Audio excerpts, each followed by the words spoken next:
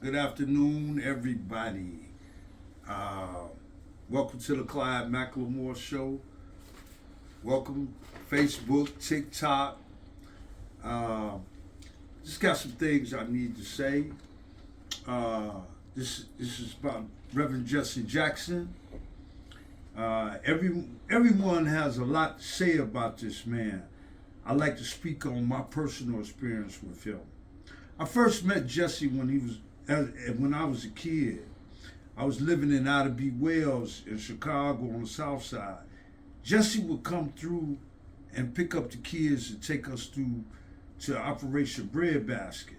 That following year, I rode in a horse and wagon with him in the Bud Billington Parade. He was always in the community teaching the youth that we were somebody. I was proud to hold my fists up and shout, I am somebody. In my teens, he started a radio program with the Rainbow Coalition. You could be anywhere in the country and you will hear Jesse Jackson on every Saturday morning. In 1984, Jesse ran for president of the United States. He gave the most powerful speech at the DNC. He ran again in 1988 after a failed run of 1984. He was the first black man to ever run for president of the United States. In my opinion, he was before his time.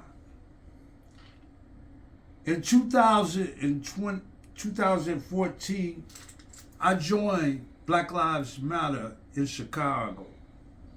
As a member, I started meeting political figures and leaders throughout the community. There was Jesse. He was older, a lot wiser. He wasn't a young brother that I remember when I was growing up. During the Laquan McDonald uprising in Chicago, it brought out a lot of leaders, and Jesse was one. We had a lot of meetings at the Push headquarters, strategy, stuff like that. Then Jesse come out to North Chicago for the Daryl Hannah case. During the Flint, Michigan water crisis, y'all remember when I donated a lot of water, we went out and we raised up a lot of water. We had a couple of truckloads of water that we took down to Flint, Michigan. Well, Jesse met us there, and so did Rachel Maddow, and we both was on the Rachel Maddow show. Jesse was a living giant in my eyes. As I traveled to Florida several times with families who was killed by the police, he couldn't make it there. His illness had started getting to him. However, he would always send his assistant, Bishop Travis Grant. When the uprising in Kenosha happened and 3 people were shot and 2 died, Jesse came out and called for peace. However, I was so upset. I disagreed with him calling for peace. This man just killed 2 people who was peaceful. Jesse and I was in Chicago about a month later in Grant Park for Breonna Taylor and demonstration, and he greeted me as if nothing had happened. He had this peace in him and over him, which I never had. I wish I could. After all talking about this man who went to another, we talking about a man that went to another country and got all the hostages, American citizens, and brought them back home. No politician or leader could do this. His shoes are hard to fill. Every November, Black Lives Matter Lake County gives a preservation award. And we did one for Reverend Jesse Jackson for the outstanding work in this world. whenever we would see each other, he always asked me, where's his award? Because he couldn't make it the day that we was giving it away because his illness had came in. And so, but whenever I see him or we'll be somewhere, I never got the award on me.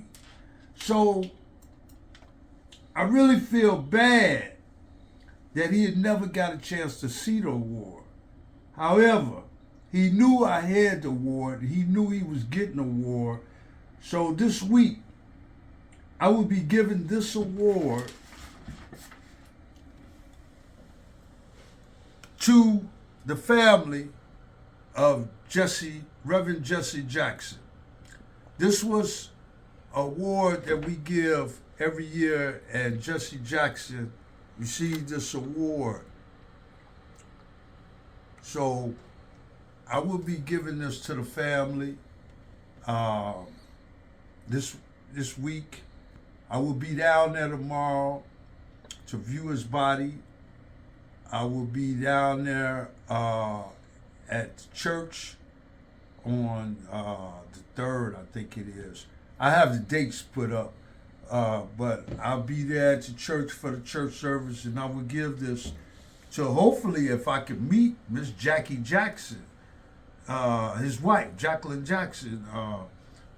I would like to give it to her, but if not, I'll give it to Jesse Jackson Jr., which is a good friend of mine, or to Senator Jackson, which is his old, next to his oldest son, or any one of the children. That's as long as the family get this award that he knew he had received. I mean, nobody is more deserving than Jesse Jackson. Not only did I lose a mentor, not only did I lose a friend, but we lost our country. We lost somebody very, very, man, like I said, can't nobody fill his shoes. Nobody can fill his shoes. And I regret the day that I stood there and disagreed with him. But today, I understand why he was calling for peace. And, man, may God bless his soul.